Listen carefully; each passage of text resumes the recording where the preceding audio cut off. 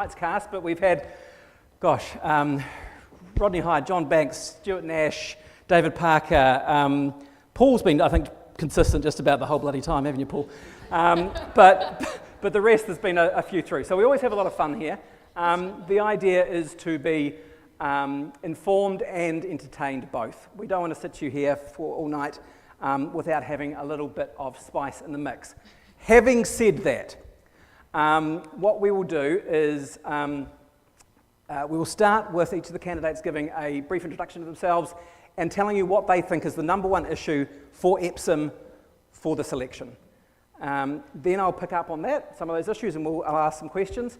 And as the evening goes by, I will ask for questions from you. I will stress, as I do every time I do these debates, that I will repeat that sentence. I will ask for questions from you. I will not ask for statements. I will not ask for party political broadcasts. I will not ask for speeches. That's what these guys get to do in answer to you.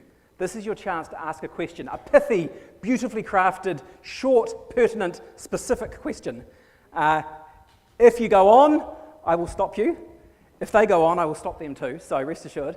We're going to try and limit their answers to around a minute, but we will try and unpack that as we go. We want to give people a chance to learn and get involved. I said welcome to those of you here in the whare. I want to say also a welcome to people who are watching online. If it's anything like our mayoral debate last year, then the audience online is at least as big as the audience in here. So thank you very much, everybody who is watching at home.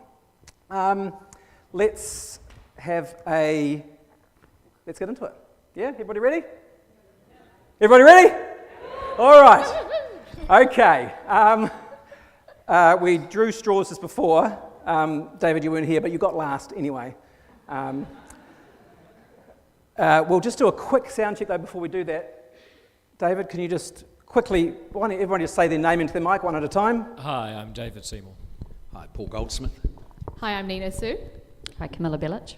Kia ora, I'm Lawrence Xu-Nan. Excellent. Okay, we are good to go. All right. This is not flat, this is Presbyterian technology, so don't expect too much. All right, we drew straws. Camilla gets to start first. 90 seconds from each of them, as I say, to introduce themselves and say the number one issue for Epsom at this election. You can, sorry? I will do the bell. I'll do the bell at 80. Tēnā koutou katoa, ngā mihi nui kia koutou. Thank you all very much for coming along tonight. My name is Camilla Belich. I'm a Labour list MP, and for the last 3 years I've been working in the Epsom electorate as a list MP. I want to start off by thanking Tim and everyone here at Somervell Presbyterian Church for hosting this debate again. It's an amazing occasion to get together with the community and talk about the issues that are important to us this election. This is a really important election, and there is a big choice available to New Zealanders. To stick with the Labour government that has seen New Zealanders through the COVID-19 response with one of the best responses in the world, that has seen some tough times with the war in the Ukraine and the crisis of inflation that we've had, but is now starting to see a corner turned in terms of the economic conditions. We're starting to see inflation coming down. We're starting to see light at the end of the tunnel.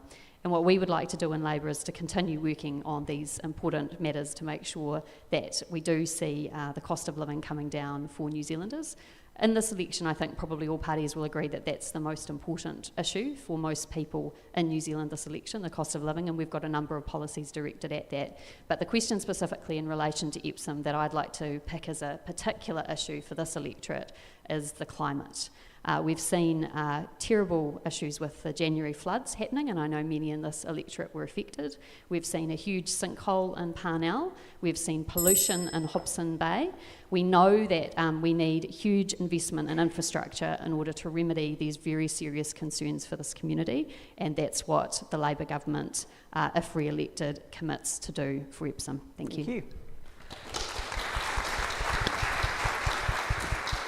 Lawrence, you were number two.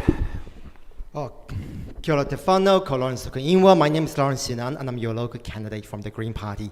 So, you know, there are a number of issues that currently our communities are facing, and I think a lot of them are facing all of us sort of in general, but I think I want to pick up Camilla kind of stole my main issue. One of the major issues, and again, welcome all of you. Thank you so much for coming. We hope that you don't get rained down outside. And again, picking up on the fact of the rain, when we did have the anniversary flood and we did have Cyclone Gabrielle early in the year, we've noticed that Epsom is one of the electorates that is most affected across Auckland. We're seeing flooding in Portland Road, flooding in Newmarket. We're seeing flooding along Shore Road as well. So one of the things that the Green Party, in terms of our experience, our expertise, has always proven is that we put climate mitigation and adaptation at the front and center of our number of our policies. Our climate safe communities policy, which hopefully I'll get a chance to talk to you more about a little bit later, is one of the things that we really need to address, also in light of the aging infrastructure that we're also seeing in one of the oldest electorates in Auckland. This will be an improvement for all of you and for all of your homes, because it is going to be something that is going to affect us more and more as we go on. And particularly for many of you from an insurance perspective, which I hopefully will touch on a little bit later as well. Thank you.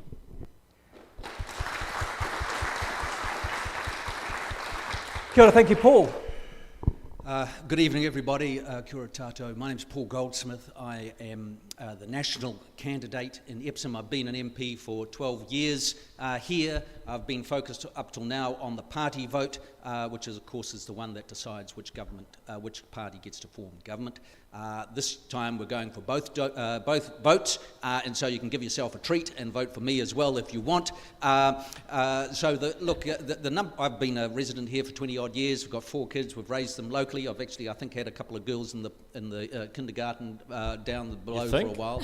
I think so, yeah, because there's been a number of them. Anyway, How many children? The number one issue. Law and order is big, but I think cost of living is number one. And there's a lot of people assume that everybody in Epsom is rich. There are some very rich people in Epsom, but there are also a lot of families that are working hard and struggling. They've got big mortgages because they want their kids to go to the local schools, and they're feeling the pressure. And so we want to, so I think that's the number one issue, is how do we get the cost of living under control and get some economic growth so that people feel like they can get ahead. Part of our plan is to give some tax relief. Everybody's had an inflation adjustment apart from middle income taxpayers, and they need to get some money back in their pocket. And also we need to restore some discipline to government spending and discipline around regulations as well that flow through to higher costs. So that's the number one issue, and I'm looking forward to the discussion this evening. Thank you very much.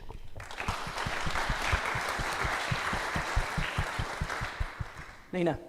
Kia ora tātou. I'm Dr. Nina Su. I'm the spokesperson for Health for the Opportunities Party, as well as the candidate here. My background is that I am a paediatric and emergency doctor, so obviously health is going to be a big issue for me. But talking to the local Epsom community, I know that cost of living is a problem that is in the here and now and is on everyone's mind. When it comes to the cost of living, it's about purchasing power, and we're seeing that we're having some of the worst purchasing power in the OECD, and what we can buy now at the supermarket is a lot less than what we could buy dollar for dollar 5-10 years ago. And I think when we look at it further, we have to look at our economy. And we have an economy that is low wage, low productivity, and addicted to an unsustainable housing market.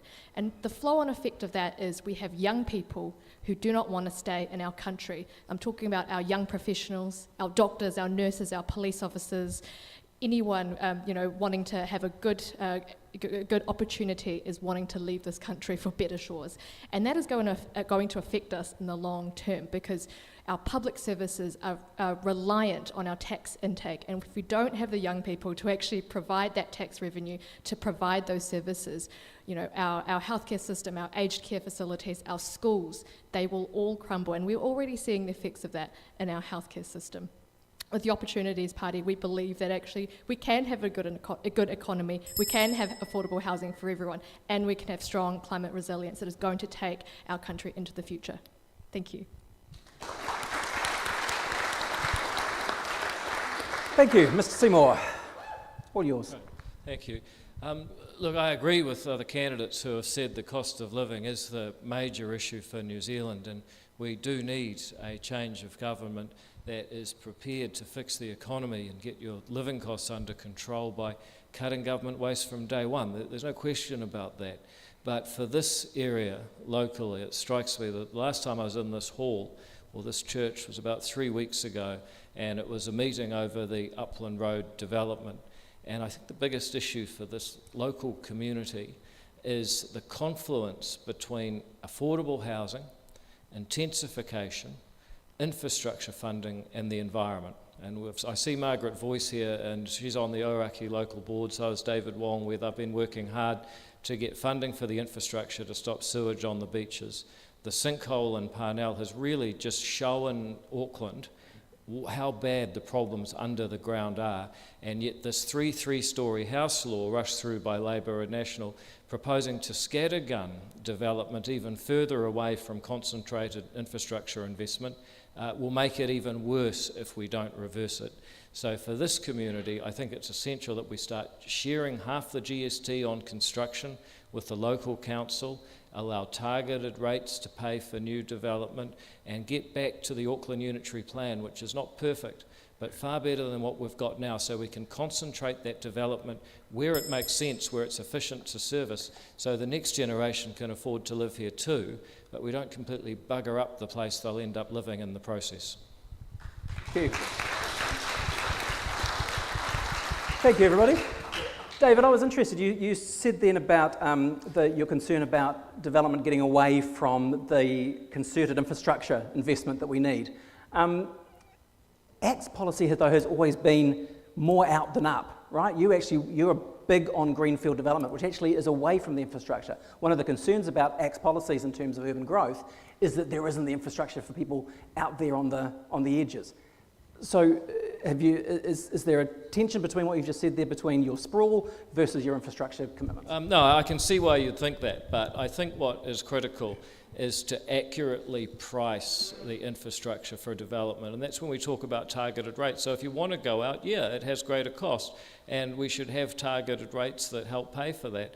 Equally, if you want to intensify in Remuera, then the question is, do you want that intensification to occur along the main corridors where it makes sense, where the infrastructure upgrades are happening, or do you want to pepper pot it right across the suburb, where in many instances the council doesn't even know the state of the pipes? We just found out about the state of one pipe under Parnell, that's for sure.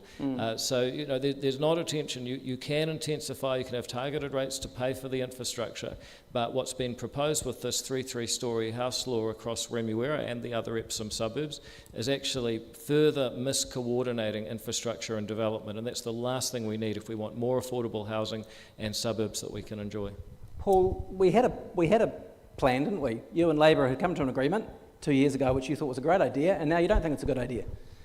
Well, of course, we've spent a long time, and a lot of parties in Parliament have been saying that the RMA, the Resource Management Act, has been counterproductive in making it difficult for people to build new houses and putting up the costs. And so we've been saying that for a long time. Labor came along and said, well, let's work together and reform it to help and have more housing. And so in good faith we went along. Which gave you some of these multi-storey buildings yes, along indeed. the main roads, So right? it took it one step further from the unitary plan.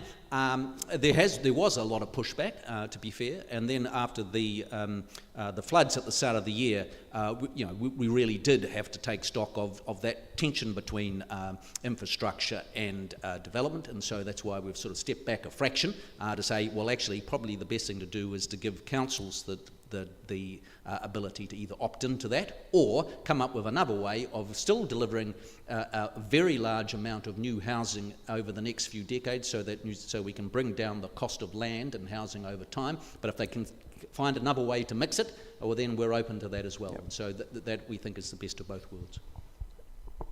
Lawrence, you were looking like you wanted to jump in on that. The kind of the Green Party is about intensification, right? You want up, not out. And where's your position on what these guys are saying? I think one of the things I was just going to pick up on is what, under the national government, we see a significant loss of our urban green areas, which is actually a contributing factor to the lack of climate resilience we're currently seeing. So yes, the Green Party does have a policy, particularly when it comes to development bonuses, allowing a local council to grant a third higher in terms of what they are normally able to grant, granted that the building itself can reach a 7-star Green Star rating, which can be achieved through having better materials. Again, in New Zealand, we have this love affair with concrete. We love our concrete. we should really look at better materials. So the other things that we can look at is things like green roofs and also rain gardens, which also help with climate resilience. Again, all of that allows us to build a little bit further up as opposed to out. Thank you. I know this is an important issue for a lot of people. I know a lot of people are nervous about the change in their streets and the change in their neighbourhood that might look different to how it does currently. But all that's really being proposed initially with National and now something that Labor has gone on ahead with without National support when they change their mind is incentivising and making it easier and actually getting rid of a lot of the red tape, which is something that David often argues against, to allow people to do what they want with their own property and allow people to, if they want to add an additional dwelling with additional stories, to make that easier for them. And we know that the future of Auckland is probably going to be a more intensive city, so less sprawl and more intensification. And the reason that we have to do that is because we can't afford to pay for infrastructure going out hundreds and hundreds of kilometres. It's much more affordable if infrastructure, and the infrastructure we need that David reflected on, if that's in a smaller area, then obviously you're not paying for kilometres of pipes, and so you're going to be spending less money. You're going to be able to make sure that is quality infrastructure that's serving people's needs. You're going to be able to make sure that there's public transport that works. These are all factors in livable cities around the world, and that's the future I want to see for Auckland. It's really interesting hearing these other parties over here talk about change, when actually it's the parties that have been in government, like Labor and the Greens, that actually have a path forward for Auckland to become a really livable city. Nina, up or out? So for the Opportunities Party, we're very much in favour of intensification, but it has to be done smartly as well. The reason why we need intensification near transport hubs and closer to the centre is because this is where people work and this is where people want to live. We can't keep concreting over Pukekohe, which is the land with some of the most fertile grounds in the Auckland area. It is our food bowl, and once you concrete over that, we lose that forever. So we have a responsibility to our country in terms of food security, as well as climate change, to actually look at where can we get more incentives to actually intensify. Because as it stands, in Auckland we have this donut of relatively low density housing with high intensity in the middle, and then high intensity happening in the peripheries, which doesn't make sense from a transport or economic point of view. So we need to be coming together and looking at how can we get solutions that are going to make housing more affordable and also actually make our transport better, make our economy better, and have more stronger climate resilience? Because we do need to look at our green spaces, we do need to look at our land for agriculture, and we do need to make sure that everyone has a home to live in New Zealand.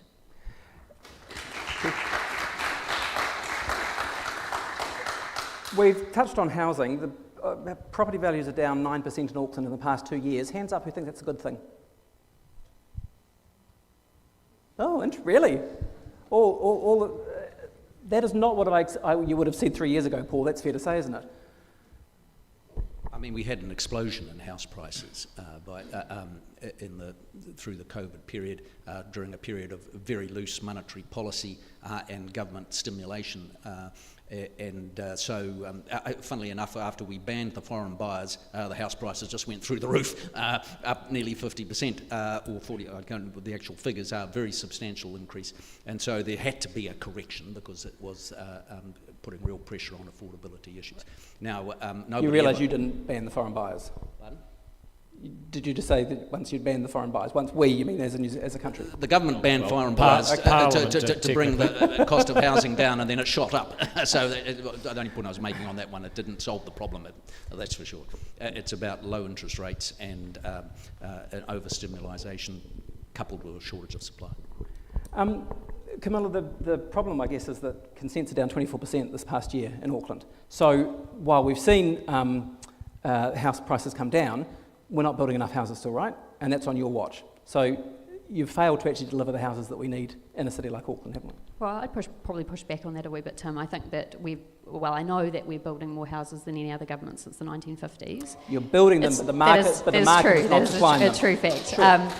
It's true. It is, but I'm talking about housing generally, not state houses. Yes, well, I think that we have recently repealed the RMA, and that has happened relatively recently, and that should make consenting and building houses a lot easier. For a long time, all the parties in Parliament have talked about the need for reform of the RMA, and that's what we've done. And I think that will deliver for New Zealanders in terms of making it easier to build new houses. We do accept that there's a high need for that, and that's why we're putting a lot of effort into making sure that we're not only delivering public houses, but we're also incentivising building for private developers as well, and making sure that the building supply keeps up with the demand that we have in New Zealand. Because we all need to accept the most important thing for people is that they have a healthy home to come home to, and that's really a right for New Zealanders. David, isn't it a concern, for a lot of Epsom voters who are, you're in a very high income, high property ownership electorate, they presumably don't want you to put your hand up when the prices are going down. They want the house prices, to be on the way up. That's kind of been that was the basis of our economic growth for the past decade. Asset prices aren't the basis of economic growth. You've got that wrong. But in terms of our GDP growth, buying and selling houses to each other has been a big part of it. No, that's not counted as GDP. Production of new houses is, but in any event, we don't have economics debate up here. I think a couple of things about your characterisation of Epsom is that, first of all, a lot of people in Epsom are wealthy, but a lot of people aren't. You go door knocking and you'll see large families cramming into small places. Why? Because they want their kids to go to schools in this electorate. And that's what Epsom is really about. It's about hope and aspiration and education. So there's more types of people in Epsom than you can stereotype. The second thing I'd say, that even people who've benefited from the rises in house prices, in my experience, there comes a point where you say, actually, I want my kids to be able to live nearby. I want people to have social mobility. I don't want people to be crammed into emergency housing and motels, because that creates social disorder. So I would say that actually, if you're going to start bundling people together in Epsom, I would say most people in Epsom want to see a lot more housing built. In fact, my party says that this country needs to produce 51,000 houses a year on average for at least 5 years to respond to demographic changes, to knock off the backlog that's built up in the last couple of decades, and also to make way for attrition of old homes.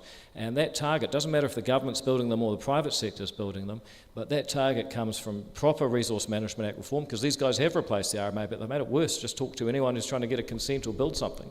We need to fund infrastructure properly, which I've mentioned, and we need to get councils out of the monopoly on building inspections, which means we have no innovation. We're getting some of the worst housing in the world for the highest prices. If we're prepared to make those kinds of reforms, then within the Auckland Unitary Plan, we can build a lot more, we can build a lot more style, and I think everyone will be happy. I want to get some questions from the audience shortly, but one of the other things that came up a couple of times in your opening statements was climate change. So, David, just going to ask you first. A show of hands. Who wants agriculture in the ETS as a matter of urgency? I think it'll happen. It'll happen eventually. I don't know when. No, as a matter of urgency. Now. Why not, David? Basically because there's a growing middle class around the world, and they're going to feed their kids protein just as sure as you made sure that you fed your kids protein. Now the question is, are they going to get it from the most efficient farmers in the world, being New Zealand farmers, or are they going to get it from some higher emitting farmers offshore, such as dairy farmers in India, almost 12 times the carbon emissions per kilogram of protein? They're going to get it from those farmers while New Zealand farmers go broke, or would you prefer that they got it from the most efficient farmers in the world, lower emissions on a global scale? Why do you think joining the ETS would force a New Zealand farmer broke? Oh, it's pretty simple, right? None of those guys offshore are facing a price on biogenic gases. So if New Zealand farmers are the only ones paying that extra price, they're going to be less competitive, they're going to lose market share, they're going to go broke. It's just, that's how it works. So I think the one useful thing we can do, I agree with David that we shouldn't be the only country in the world putting a carbon tax or a methane tax on farmers, or the first to do so. because it is our biggest industry, and you've got to actually make a living in this country. But one useful thing you can do, of course, is give our scientists the ability to have the technology to make improvements. And we develop ryegrasses that produce less methane. They've been grown in America. They can't be used here because of our arbitrary and very tight rules that haven't been changed for 20 years. So one of the things that we're suggesting is freeing up the gene technology so that we can actually make some progress on actually reducing the methane. Paul, the Climate Change Commissioner Rod Carr has said the farming practices that will reduce greenhouse gas emissions on New Zealand farms today are by a significant amount already exist. They just have to be put in place. This isn't a science, it's a choice. Well, no, I think there is huge ability to go further, and that's just the reality.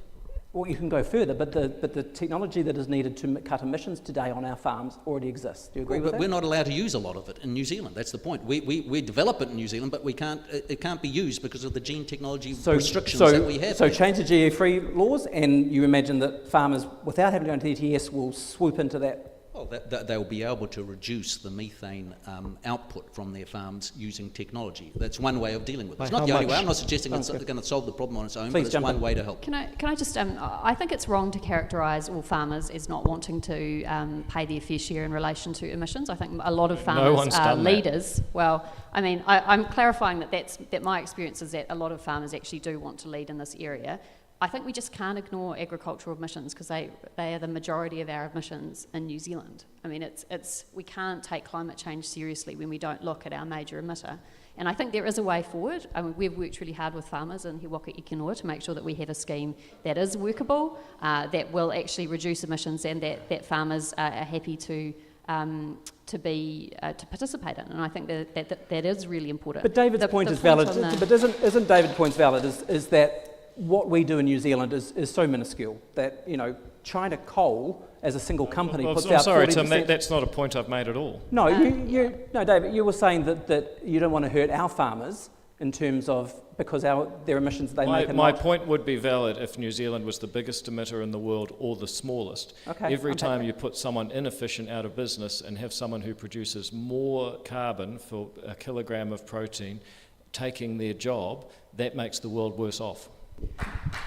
I think that is a gross generalization. For someone who says that we don't want to generalize the population of Epsom, I find it incredibly offensive that we're generalizing populations in Asia that they are producing more. I can tell you that a lot of Chinese farmers are actually a lot more ahead of what we are currently doing in Aotearoa, New Zealand. And I think one of the other things is, again, when we do sell things, I agree that we don't, we want people to buy good quality beef and all of the yada, yada, yada. Have you got any idea how much New Zealand beef is overseas? People who are low-income earners in China are not going to be able to afford New Zealand beef. So coming back to the ETS problem, that we have is no amount of technological tinkering is able to be the solution for how we can drive down methane emission other than simply we do need to reduce the size of our cattle in terms of our herd. But also in particular, like what Camilla was saying before, that we do have a lot of farmers who want to do the right thing, but we have large corporations such as Fonterra who are putting a chokehold on our farmers, that they are also going to be the ones that needs to be addressing a lot of these issues that we're discussing today. Mate, Fonterra is not a corporation, it's a co-op. My point stands that they are an issue. Nina, do you want to pick up on this? Thank you. So I think whether or not farming emissions get included into the ETS, there is going to be pressure on farmers to be more sustainable, and we do have some of the most sustainable farmers in the world. We just need to look at who are our clients, right? Nestle, Waitrose, all of these big businesses overseas. They're putting pressure on farmers wherever they get their product from to be more sustainable. So whether or not we include it in the ETS or we get this pressure from our customers, we are going to have to head into a direction where our farmers are more sustainable. And there are farmers who are doing that work. There are farmers who are planting their waterways. They are making sure that cows are away from the waterways. They are making sure that they are planting biodiverse. It is just unfortunate that we have an emissions trading scheme that is including as many pine forestry as you want, which we know is not actually good for the soil. It's not good in terms of soil erosion, but farmers have no choice but to plant forestry instead of biodiverse in terms of natives. So if we want to include something like farmers into the emissions trading scheme, we need to not just have a stick, but we need to have a carrot as well, and actually reward all those farmers who are doing the good work, because we can't just keep beating them, because we know that farmers have a really small margin, they are really hard workers, and they can be the real partners in this movement to climate change, sustainability in the future. All right. Thank you all. Let's see what you guys have to say. If we can have a raise of hand, who's got a question they'd like to ask? We'll start bringing people around. Obviously, the more questions we have from people who are not affiliated to parties, that would be great. Having said that, we're about to start with the New Zealand First candidate. I should say, I didn't say this at the beginning of the night, the New Zealand First candidate for Epsom was going to be here tonight. Her husband was diagnosed with COVID this morning, so she quite reasonably decided not to join us today. But I believe she is watching, so good evening, Tanya. And we now have a fellow New Zealand First candidate who has come in her stead, who I very meanly did not allow to join us on the stage, because these people are for Epsom. But please, a question. If you'll grant me just 30 seconds. A question, please. My wife is a Tabuto. She's a Huguenot from France. 500 years ago, they were slaughtered in their thousands, and then they came on ships and arrived here in the first boat. So, quite ironic that a Protestant is not able to express a democratic voice in this forum. Okay, that's enough of that one. No. I'd just like believe me, to it's not ask your religion, one sir. question. You're not a candidate in the seat. Now that you've denied us a candidate and a New Zealand First Can you voice, ask, and I might add... if you've got a question, mate, seriously. Can I ask the question now? Please, if you can be very you. brief, that would be wonderful. That's fine. Can each of the parties please tell us what they believe the challenge to democracy is through co-governance? All right, let's start at this end. The challenge to democracy. There is no challenge to democracy with co-governance, because it is and always will be one person, one vote. Regardless of which row you are on, it is one person, one vote, unless you are voting in a local government, in which case, if you own multiple properties for certain councils as a ratepayer, you are allowed to vote more than once. But in a general election, it is one person, one vote. Co-governance has nothing to do with it. All right, Camilla.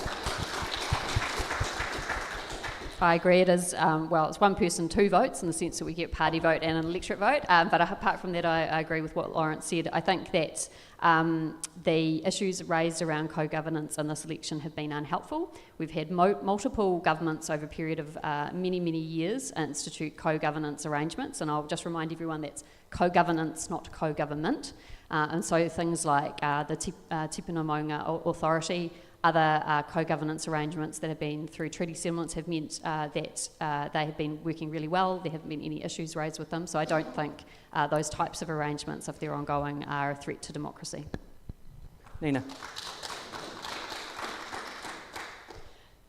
I don't think there's an issue with co-governance, but I think for the Opportunities Party, we think that a lot of the conversation has been mixed up between co-governance and centralisation of things like the Te Whatu Order and the Three Waters. We don't believe in centralisation. We believe in power being shared locally to the people that actually it involves with.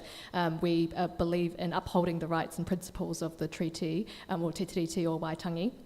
And I think co-governance has been there in place in local boards up and down in the country, and that's not been an issue. But I think it's concerning that there are some people who are giving it more attention than it requires.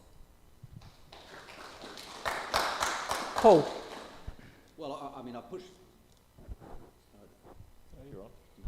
I'd push back at the sort of suggestion that some parties have been unduly talking about the issue. I think quite the reverse. What you had, co-governance is very broad. The previous national government, of course, did bring in things like the management of the Hauraki, the cones in Auckland, as part of a treaty settlement, some co-government arrangements. What this government has done has turbocharged that and included co-governance arrangements in public services and in very large public services affecting our lives, such as Three Waters and a host of other things, the RMA, many other issues. And so, but particularly where it hits electoral law, it is a real big issue. And this government did vote for and pass the Canterbury Regional Council Bill, which moves away from the fundamental principle of one person, one vote, because in that Canterbury Regional Council, everybody gets a vote for 14 councillors, and then Ngāi Tahu appoints 2 councillors. So that moves away from equal voting rights, which is a core element of the Human Rights Act, but it also moves against the basic principle of democratic accountability, which is to say that if David's no good, he gets thrown out after 3 years. If I'm no good, I get thrown out after 3 years. But if you've got a permanent right of appointment, you can't be thrown out. So these are 2 very significant changes to our democracy. And never once did Jacinda Ardern stand up and say, I no longer believe that equal voting rights are appropriate for local government for these 3 reasons, and this is why we're doing it. She never even talked about it, ever. Never did the Minister of Justice talk about it, ever. Never did the Minister of Local Government. And so, and when it passed, they said it was nothing to do with us. So I do think there are issues there that should be discussed, and we very much stand on the side of equal voting rights, and we will repeal that Canterbury Act. David. Yeah, I mean, just to build on what Paul said, I mean, what we've heard coming down the line is frankly naive. You've had a minister in the form of Willie Jackson saying that one person, one vote is just an academic version of democracy. Now, first of all, the fact that Willie Jackson thinks academic is an insult is one issue. But second of all, it meant that no less than the Venerable Jack Vowles had to actually take to print and point out, just to be clear, that one person, one vote is the whole point of democracy. And yes, in the case of the Rotorua Council, ECAN or Environment Canterbury, we have seen that one person, one vote principle eroded under this government. We've also seen healthcare wait lists where race becomes a discriminating factor. And I'm sorry, a lot of people, including me, would rather not be talking about this. I'm an education, regulation and economics guy, but we're forced to talk about it because this government has taken an interpretation of the Treaty of Waitangi that it is a partnership between races rather than a compact giving each and every one of us ngā tikanga katoa ritatahi the same rights and duties. They have taken this idea of partnership as requiring the state to be separated into 2 forms, a Māori Health Authority and Healthcare New Zealand, to have co-governance of Three Waters, to have special appointments such as a new co-manager of the Human Rights Commission who represents the Māori side of the partnership. This is absolutely pervasive, and the craziest thing of all is that the people that raise these questions and talk about it and say, actually, I think universal human rights, that's something New Zealand has signed up to time and again over the past century. They say that we're wrong. International. Can I ask you a question, David? Yeah. Well, it remains to be seen. In your view, how should New Zealand interpret Te Tiriti o Waitangi, the Treaty of Waitangi, in our day-to-day lives, in our legislature, in our law? How should we do that if all of the examples that you've raised, in your view, are not a correct representation of the Te Tiriti, and it doesn't represent a partnership? As I just said, you know, the principles that we should most ascribe to is ngā tikanga katoa ritatahi, the same rights and duties. You know, you do realize the principles was established in 1987 as part of the SOE land case. It's not part of Te Tiriti o Waitangi. The principles of Te Tiriti o Waitangi is not in Te Tiriti o Waitangi. What, are you trying to get a certificate or something? And also, just to say that in terms of the Human Rights Act, indirect discrimination that you suggest is also a form of discrimination. Yeah, I'm aware of that, mate. I want to know the answer to that question, though, because what I hear from the X Party is that actually you don't see a role for the Te Tiriti in modern day New Zealand. You Oh, think that it's a no. historical document and you don't want to No, see... the complete opposite, you don't Camilla. want to see anything implemented that would see those principles realised. No, the complete What's opposite. an example then of what you The would complete like? opposite. If I don't know how closely you follow the ACT Party. I haven't seen you at any of our public meetings, but hope springs eternal. I did go to Hope one, springs remember? Hope springs eternal. Oh, that's right. But you were lost, in fairness. Look, you know, if you look at what ACT's been saying, and I'm very happy to talk about this at length, but also mindful of I've got a couple of follow-ups. I think if you look at the jurisprudence around the treaty, you know, Lawrence is basically correct that since Parliament said there are principles for the treaty, but left the question of what those principles are silent, the courts, the Waitangi Tribunal... But they haven't, though, have they? Parliament has. Parliament. The courts haven't. Well, that's precisely the point I'm making, Tim, Right. is that Parliament said there are principles but left the question of what they were silent. Into that vacuum has rushed the courts, the tribunal, and to some extent the public service. And as a result, we now have an interpretation of the treaty that is at odds with the actual document, at odds with the events surrounding its signing, and at odds with what actually works in societies, which is one person, one vote, and liberal, universal human rights and a place in society for all. I'd like to ask the question, because I'm curious. You've said a couple of times tonight and often about the same rights and duties for all New Zealanders. But as you know, we have a legal system that does recognise any number of customary rights already. So there are customary rights around marine title, around where you can launch waka, where you can collect hangi stones, but around consultation for conservation, usage and so forth, even fishing and minerals. There are existing customary rights in law. Are you saying that an Act government would undo all of that to get to where you want to go? No, not at all. And so you accept some customary rights? But the point is that those customary rights could be had by anybody. No, they couldn't. Yes, they could. No, they couldn't. They could only be had by Māori who have had unchanged ownership since 1840. And that's because you have been occupying that territory, a particular person occupying a particular piece of territory. That's quite different from saying that, for example, all three waters boards or all public health will be co-governed. But they are Māori, but it's only people Māori who occupying can the have territory? customary rights. Who were the people with occupying New Zealand? With the greatest of respect, Tim, if you have to keep interrupting, then maybe... No, I'm trying to get a clear answer. The customary rights that we're talking about apply to iwi and to Māori. Look, this is an extremely broad and complicated subject. And I'm trying hard to... I'm trying to understand whether... Paul, I just want a yes or no answer from David. There are customary rights that exist for Māori. Yeah. So we have laws in New But Zealand that's that are Māori only. Are you saying that you want to change those or not? No, because they are not for all Māori. They are for specific people in specific instances where they've been able to demonstrate continued use. Sorry, Tim. No, but we do have then different laws. If you're going to talk over me continuously, it won't work. Now, can you just give us a second? It's an exchange of views. Come on. Well, yes, but if you just let me finish a few sentences. Sure. So, you go back to Ngāti Apa.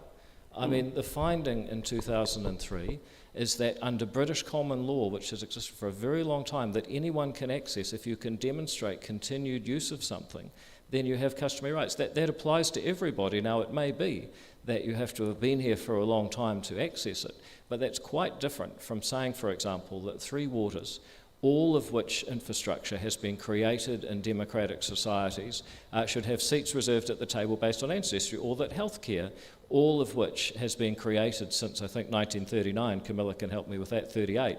I think there was healthcare before 1938. Well, yes, but I would say that was. has been around for a lot longer than a lot longer than that. Well, yes, I know, but the point is that the management of public healthcare as we know it actually didn't exist before then. You should be proud of the Labour Party bringing it about. So, the idea that you have a different set of political rights in New Zealand today is quite different from Article 2 rights to taonga or property rights. We're talking about Article 3 now, and you should never have seats reserved at the table, different voting rights or different rights to participate in public society based on your ancestry. But we do. That's the point. We do, and I'm not asking whether that's something you want to change. And also, Well, under I Article think 3, Māori should Oh, be God. treated the same as British He's- subjects, in which case that the fact that Māori has had their culture, their heritage, their language, their land taken off them is Is- also a violation of all of that. He's going for the baccalaureate. So Paul, look at, Nina, yeah. come on. Thank you. Is it my turn? So I want to talk about healthcare, and the reason is, you bring up this idea of everyone should have the same access to healthcare and such, but the thing is that Māori and Pacifica don't have the same access to healthcare. There's so much evidence of systemic bias in the system everywhere. Everywhere. Hang on. It's my turn to talk. And so Māori and Pacifica don't get the same amount of prescriptions as everyone. They don't get the same amount of referrals to everyone. So when we talk about things like wait lists, you actually have to get on the wait list to get whatever procedure or appointment with a specialist. So if there are delays to getting on that wait list because of bias in the system, Māori and Pacifica are not getting the same amount of access to healthcare. So we do need to think about how can we get a Māori and Pacifica lens in there so that we can get services that are made for them as well, because at the moment the services are not designed for Māori and Pacifica. Paul, Yeah, can and I... sorry, I just want to add on one more thing with what Nina just said. I think Nina touched on a really good point. But at the same time, we don't think that one group should come at the price of another. And no one is actually saying, none of the health professional is saying that one group is going to come at the price of others. It has been politicized to be that way. What we're trying to say is we want everyone to be uplifted to get the same benefit. Thank you. Thank you very much. I was just wondering if I could ask a question. Paul, I'm a bit surprised given that I worked with the Fifth National Government back in the day, and you're talking about the Christchurch Regional Council and the 2 iwi seats there. Ngāi Tahu contributes significantly to the New Zealand economy, and I don't understand the change in terms of the policies of the National Party. And David and yourself would very much know that the treaty is part of the common law, it's part of international law, and you're talking about co-management, not necessarily ownership. I'm very surprised at that, and I wish the New Zealand First representative was here. I'm just not sure how you would find it surprising that a move away from equal voting rights at a local council, which would be the first time in New Zealand that we've moved to that. And so for the Rotorua bill, they had to change the law to allow it, because if you have Māori wards or Māori seats, they're based on the strict proportionality so that everybody gets their vote is worth the same. It's got the same weight. And so what they tried to do with the Rotorua bill was change the formula so that people on the Māori ward had extra weighting to their votes, and we don't think that's an appropriate thing. And I defy anybody to show me a country anywhere in the world that is successful with people getting different voting rights according to their ethnicity. It's not a good formula. And so, Paul, seriously? I mean, there is co-governance. There is co-governance across a number of countries. Most, you have the legislators in Wales and Scotland and UK. In America, you have reservation law around Native Americans. In Canada, you have First Nation voting rights. well, not for the entire country. Are you seriously going to use First Nations in Canada as a good example? I mean, Tim, seriously, you go back to that Jack Vowles op-ed, which was a response to Willie Jackson saying similar things to you. And he made the point, yes, there are exceptions, yes, there are imperfections in democracy all around the world, but nearly every good and worthwhile political cause in the last 400 years has been trying to get rid of those imperfections. And as Kate Shepherd once said, all that separates, whether it be of race, religion, class or sex, is inhuman and must be overcome. We are liberals. We want universal human rights. And saying, I can find a terrible example of a wrinkle in democracy somewhere else in the world excuses wrinkles here. No, it doesn't. Okay. The point was, I guess, that there are many, many countries that we consider advanced democracies who have the kind of co-governance that you find appalling. And I'm interested that you would say that what Canada, in the way it uses the system, is I happen to live there and work, I know you did. in policy it's for a 5 wrinkle in years. democracy. And the First Nations and the policy around First Nations at a federal level, is absolutely shocking and makes New Zealand look like a shining light on the hill in that respect. I was just astonished that you would actually think that's a good example. No, I'm just interested. That's clarifying. Yeah. Just on that point, that quote from Kate Shepherd, I think it's really important to realise that we all, of course we want the same outcomes for everyone, but treating everyone the same does not, in our experience, result in the same outcomes. So it's really important when we see a group of people who are having outcomes which are much worse than the general population, and with Māori, you can look at almost any demographic statistic and see that that's the case. When you focus resources into them, like the Māori Health Authority, which has been brought up as a negative example of action under this government, the purpose of the Māori Health Authority is actually to look at the specific health issues that affect Māori, work with the community organisations who are already in place, and seek to alleviate the discrepancies that they have and the fact that they have worse health outcomes. So it's not about giving one group an advantage. It's actually by recognising the reality. No one thinks it is. Well, I think that was the natural logic of your quote, which is that we should treat everyone the same and get the same outcome, which is not correct. We actually don't want the same outcome, Camilla. I mean, I don't want your life, and I'm sure you don't want mine. We want the same opportunity. I wouldn't mind your seat. You wouldn't mind my seat? Let's go back to the floor and have another question. Be a long commute over from Northcote, wouldn't it?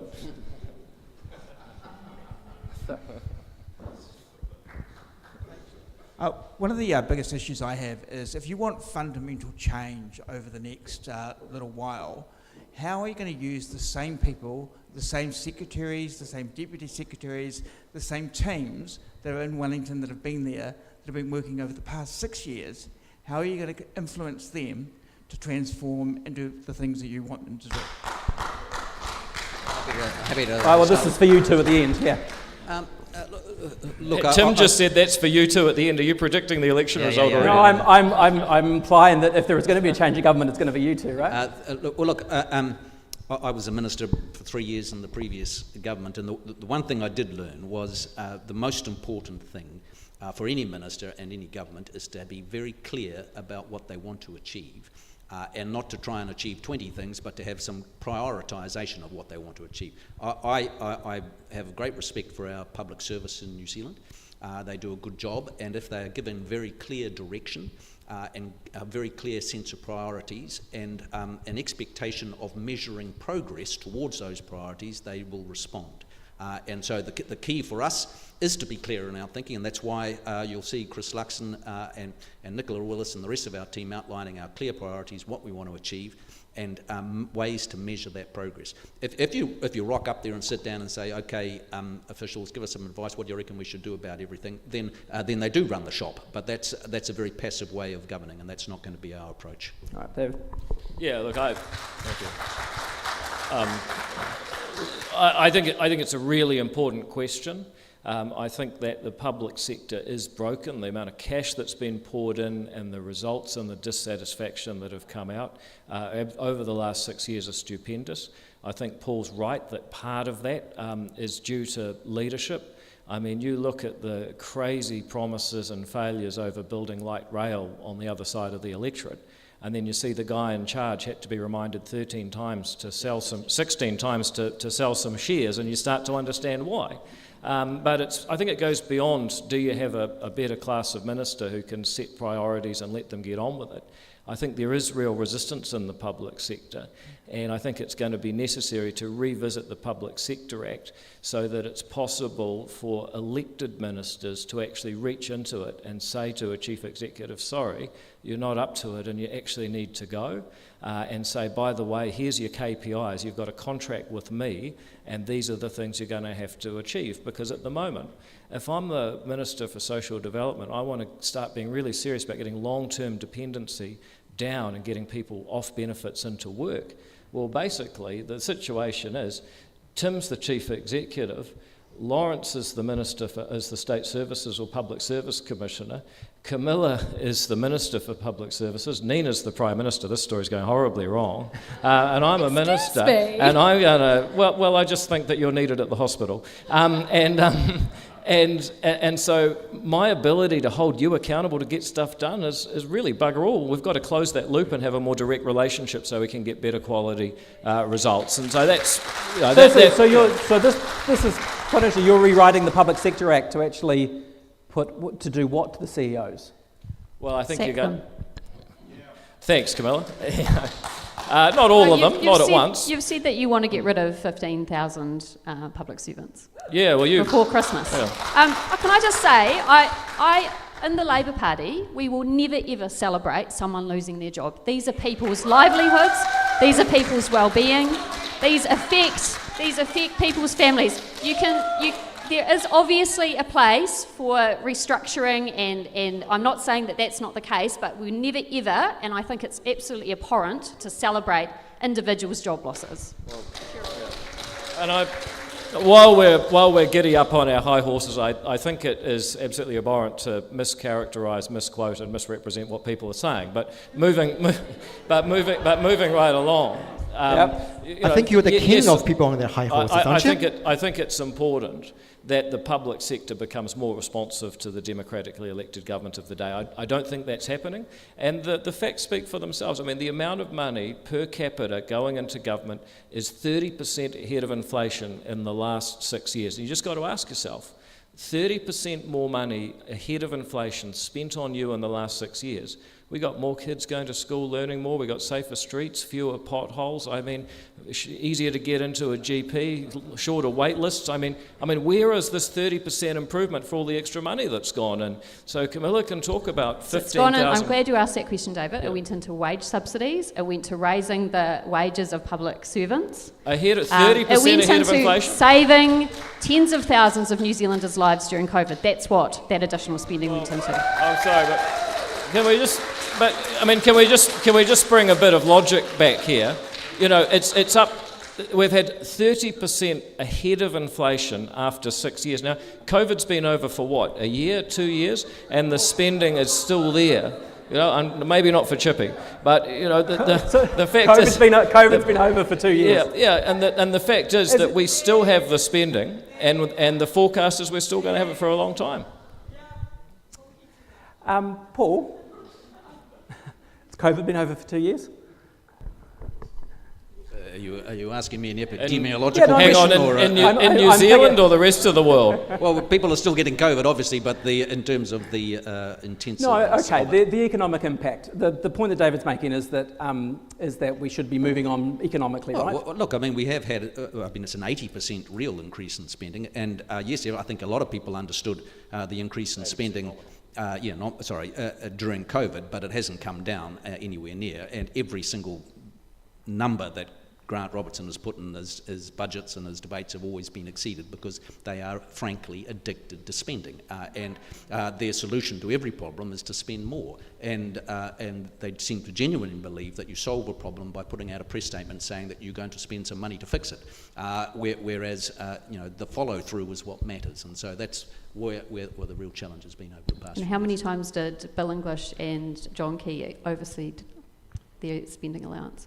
Well, it was an amazing period of discipline under Bill English where we managed to get back to surplus. I mean, let's get some basic facts. In 9 budgets, Bill English went from 60 billion a year, that was Michael Cullen's last budget, to 80 billion a year. That's 33% nominal with massive population growth and the earthquakes and the GFC in 9 years. From 80 billion, we're now at 139 billion. That is 66% in just 6 years. I mean, if you want to claim that you've somehow been fiscally responsible compared with Bill English, there's other arguments you can make, but that's not one of them. And how many state enterprises and state-owned assets have been sold to overseas buyers and privatized during that period? Not quite sure what you meant, but the sort of debt has gone from 5 billion to 100 billion over the same period. That wasn't my question. Well. That's a big issue. How much has that been privatized? And we're seeing worsening outcomes now. It's a fair point, Camilla. There's something like a 40% increase in debt over the 6 years of the Labor government. That is a lot, and that has to be paid back by future generations. Are you comfortable shouldering that onto the children who have to pay for that debt? Look, I think it's important to remember that we did have a once-in-a-lifetime pandemic. A lot of that money was spent on wage subsidies, which a lot of people in this community benefited from, and all of the parties, possibly apart from TOP, I'm not sure what their policy was on it, supported in terms of supporting New Zealanders through the COVID pandemic. A lot of it was UBI, so raising... I don't want to speak for you. A lot of it has been raising wages in the public sector. A lot of it's been things like pay equity claims that have been recognising gender-based discrimination that have been going on for many, many generations. It's been funded. It's been obviously no one wants to spend all the money that we had to spend during the pandemic, but we did save. Factually, tens of thousands of lives compared to other countries. We did really well in terms of keeping New Zealanders safe, and we spent money on making sure that people had decent wages. And when you look at the agencies which are responsible for looking at our borrowing and our spending, they're constantly giving us high ratings, AA ratings. They're constantly saying that our economy is managed well and that we're being fiscally responsible. So right. I do acknowledge an increase in spending, but I think there were justified reasons for it. It wasn't intentional to have a pandemic, obviously. Understand. So we need Paul, to. I want to take that back to Paul, money. because Paul, you were obviously very critical of that. You're saying that you're talking about the nominal spending going up significantly, but what Camilla's just suggested there, outlined, is pretty much the same strategy that the key government took under in response to the GFC and the Christchurch earthquakes. Yes, they did, but the difference is that after the GFC and after the earthquakes, Bill English was very disciplined about bringing us back to surplus and being very careful. We haven't seen that from Grant Robertson. It's always, I promised to do it, but it's never quite the right moment. And right here, right now, we're still running massive deficits.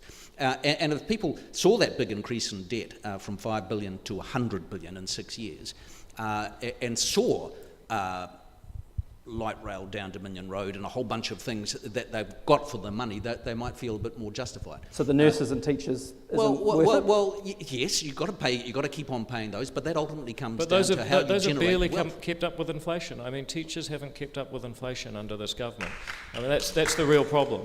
And but that's some of the spending that you're criticising. Wage growth is ahead of inflation. That's some of the spending. Wage growth is not since 2021, Camilla. Look, I mean, the debt, to some extent, you can understand. Now, there's lots of critiques we could make of the COVID period, but to some extent, there was always going to be debt out of COVID.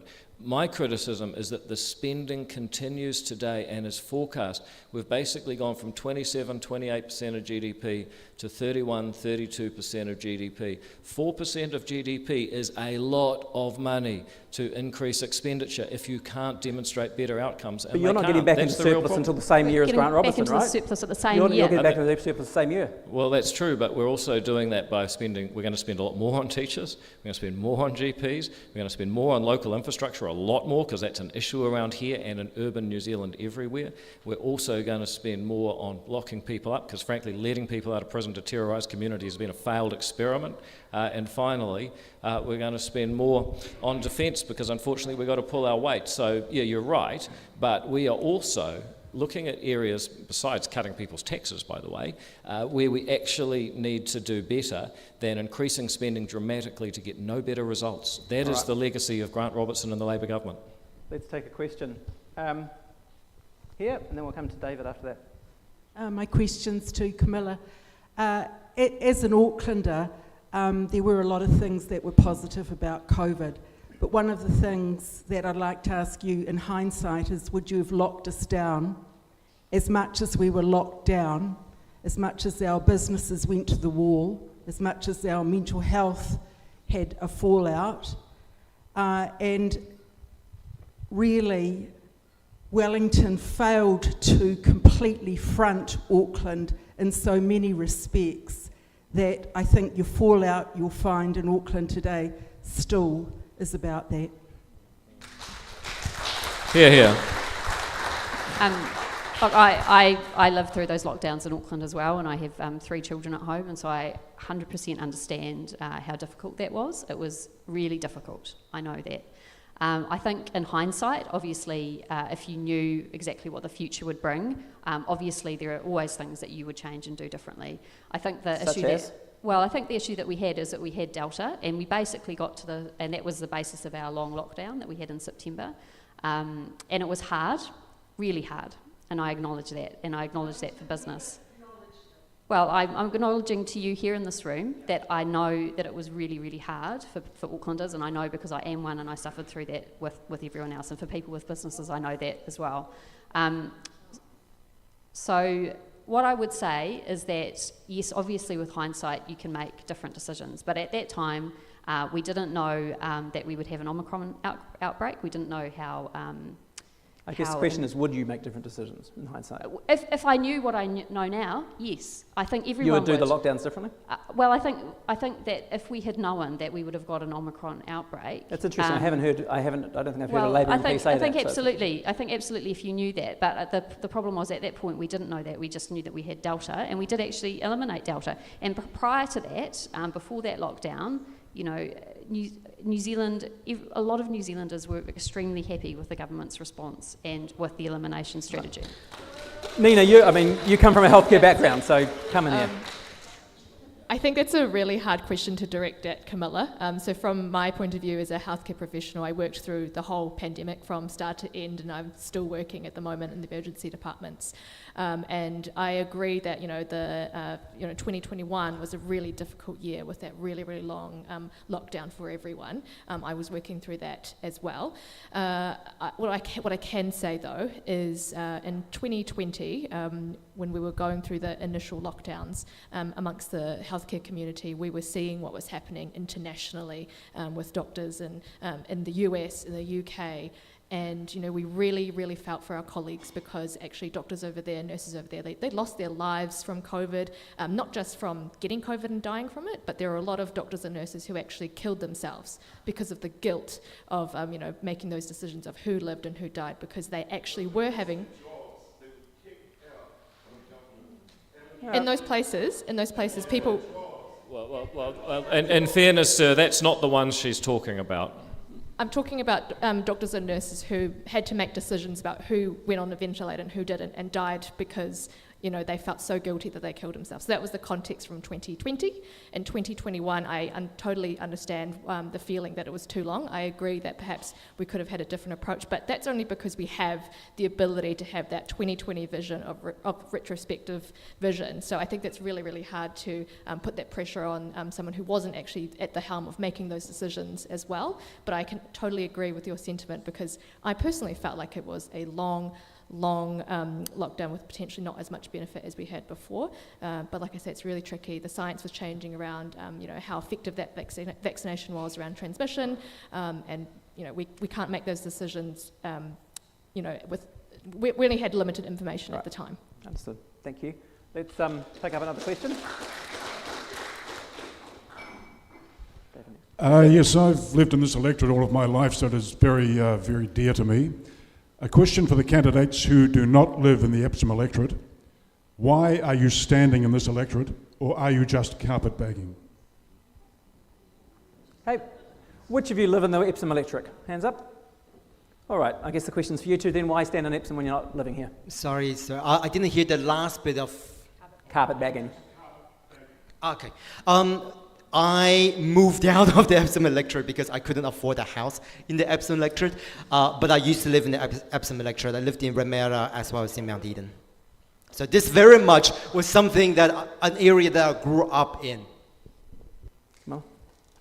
Yeah, thank you. I also tried in 2020 to buy a house in the Epsom electorate and around the borders of the Epsom electorate, and I wasn't able to. I probably attended about 50 auctions during that time. It's not a very good time to buy a house. And the reason I'm standing in Epsom is because I live in Auckland. A lot of the issues, I think, you can learn by being in the electorate. I've worked in this electorate for the last 3 years. I've met with a lot of the local school principals, I've met with the business associations, I visited a lot of the churches and other religious organisations, I've visited the Salvation Army, I've visited business owners, I've been responsive to constituents. There are other people, high-profile people who don't necessarily live in their electorate. For example, Christopher Luxon lives in this electorate and stands in Botany. So I don't think that means that you can't be an effective local MP. All right, we'll come another question. I was just interested, Paul, while we're talking about the electorate, you do actually want to win this time? Yes? Yes, that's right. That's right. So David, how worried are you? Oh, well, being the MP for Epsom always has been, and as long as always will be, my first and most important job in politics. and I always work hard. I'd like to think that I've done the work over the last 3 years and indeed the last 9 years to show that I'm a local MP who'll answer your call on a Friday afternoon. And that's the test I give everybody. Will they answer your call on a Friday afternoon? My longest running constituency case went for 8 years, still going actually. I met the parents of this little girl on the 28th of December in my office. That's the kind of local MP that I am, and I'll keep doing that work. And Paul, if you want it, mate, good luck, but I suspect you don't. So Paul, what's different this time? Is it just because your leader accidentally said that you were in the race this time? No. I mean, ACT are over the 5% threshold, and so there's just no deal at the moment. But I'm not going to say anything critical about David. I think he does do a good job. But I'm just running a simple message. We're sending a simple message out that if you support National, vote for National. All right. It's nice to have you back. David. So I've lived in this neighborhood for over 25 years and raised a family here. And I had a relative out from New York City. And after the 10th siren, in 2 hours, she said, boy, this feels like I'm back home in Brooklyn. And I want to know how the candidates specifically are going to do something different to make our neighborhood safe again. Right. Thank you. Let's start in the middle, because Nina, you haven't had to go first yet, so off you go. That's okay. So when it comes to safety, we need both short-term and long-term solutions, and I think it's really tricky when we've got this binary of red and blue, going back and forth and not really getting any progress on the issue, because one side will defund things that are about long-term, and the other one, we're not really sure what's been happening the last couple of years, but we know that cost of living and poverty are drivers of crime, right? And so we need, when we look at the early 2000s, what we had was a lot of programs, youth programs, places in South Auckland that actually engaged youths to make sure that they were a part of the community, did things like the arts. We produced some of the best hip-hop dancers around the world out of South Auckland in these youth programs, for example. But then GFC comes along and we defund all of these programs because we think that they're nice to haves. And then we see things like, youths not have places to hang out, not have communities to be involved in, and not having anything to do on a Friday night. And so when we look at the drivers of things like youth crime, they're very different from long-term chronic antisocial crime. So we need to be having things that will actually tackle crime at the root cause, but we also need to make sure that the streets are safer. And so with the Opportunities Party, we support increasing the amount of police that we produce. But with that as well, when you talk to police officers, we're looking at another 300 more as well. So we actually put that policy out long before the Labour and National policy. So it's great to see people copying our policy, which is great. But the thing we need to think about is retention as well, because my best friend is a police officer, and amongst police officers, they're saying we can get paid 20, 30, 40% more if we go to Australia, no questions asked. So if we want to actually increase the amount of police we have, we need to be paying them properly as well. So we need short-term and long-term solutions, and ones that are going to exist beyond this red-blue binary. Okay. Well, let's go to the other bit that isn't a red-blue binary. Yeah. Let's start talking about the crime bit, because I think, for one thing, siren. The first thing that occurred to me, I was like, are we talking about police siren? Are we talking about in terms of ambulance, or talking about fire? So let's start with the crime question, which is, yes, we absolutely do need long-term solutions. And yes, at this stage, we're finding that our young people do not have enough things to do. And you do find that young people are living in poverty. They are struggling. Families are struggling. And we all know what that means when it comes to things like the cost of living. So the Green Party's message, particularly around things like crime, is for long term, we're looking at lifting people out of poverty. Again, this is the social development goals that we have internationally. Most of the countries sign up to the SDGs. We do need to, number one is lifting people out of poverty. In terms of short goals, we do want people to go back to school. So the Green Party announced that we want to extend free lunches to all schools and to all kids. So that way, not only we provide a better sense of community, we provide more jobs, but also we allowed better learning outcomes, drives down, free lunches are mostly primary schools, so not a huge part of the criminal community. But, it does need to be extended further. I think we should be looking at all schools, to be honest, because frankly, a lot of countries do that.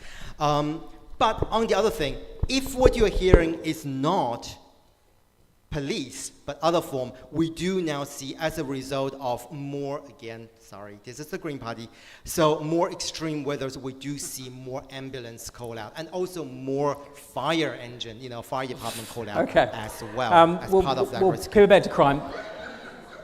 Camilla, year from August to August, Camilla, 23% increase in crime in Auckland. 23% in the last year. I think that's the kind of thing that's been referred to here. There's a failure. It's a fail mark for Labour, isn't it? Well, I think you're never going to get a government that can completely eradicate crime. No, but they can presumably stop a 23% increase. Well, I think that we do need to do things to stop crime, and we need to do things to prevent the causes of crime, and we also need to make sure that when crime occurs that the victims and survivors of those crimes feel that they're adequately addressed as well. Do you accept you've failed thus far to do that? No, I don't. I feel that that if we look at the types of crimes that have been rising, a lot of the main two types that I'm aware of are family violence, which some of that is down to increased reporting, not necessarily maybe increased instances, which is still concerning, very concerning. The crime snapshot I looked at yesterday had 6 categories of crime in Auckland. All of them were going up. And retail crime's another one. We've seen with retail crime a significant number of very young people, very young children being involved in crime, which is obviously not just an issue for crime, but an issue that we need to reflect on as a society. And so what we've looked at is really the programs that work to prevent crime. And the program that we've been looking at is a program called Circuit Breaker that's about 70 to 80% effective in preventing recidivism in crime. And so we've wrapped that type, we've got those children who've been committing those crimes, and some of them have been at primary school. They've been 10, 11, 12-year-olds, very, very young children. Very difficult for the police to deal with those children because of their age. So we've had that Circuit Breaker program that's been effective for most of those children. There's a residual amount of children, 20 to 30% who it hasn't been effective for, and so we have brought in recent law changes. We've made an additional aggravating offence to use a child to commit a crime, which has been brought in this year. We've also brought in an additional aggravating offence if you film that for social media, because what we're seeing is a lot of children filming their crimes for social media, which you might think, well, that's a really stupid thing to do. It is a really stupid thing to do, but the incentives for them has been, notoriety online. Okay. So that's been implemented, and also the third thing is additional powers for police to be able to get those children into educational and residential programs as well. Right. So I just want to acknowledge it as a really serious issue, and every victim of crime, there's never going to be a good answer for the fact that occurred. It's always really serious, and it always look, I think we do have a bit of a binary choice in this election. You've got a Labour, Greens, Maori Party option. Maori Party, of course, want to the goal is to end prisons, full stop. The Green Party, I just remind people, it is their policy that if you've got a warrant out for your arrest and you're on the run, you should still get your benefit.